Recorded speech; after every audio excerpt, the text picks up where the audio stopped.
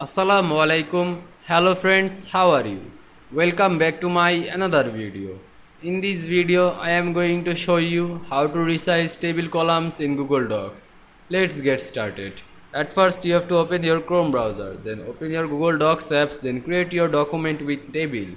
Now you can see here are my document with table. Now I resize table column in this table.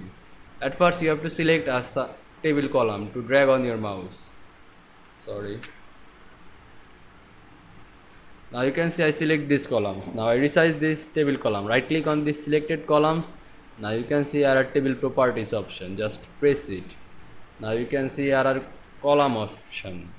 Press this column option and tick marks on this box. Now increase or decrease this column size. Now I decrease this column size to 0.23.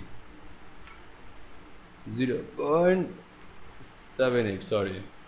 Then close this windows. Now you can see I resize table column in Google Docs very easily. I hope you enjoyed my video. Please like, comment, share and subscribe my channel. Thanks for watching.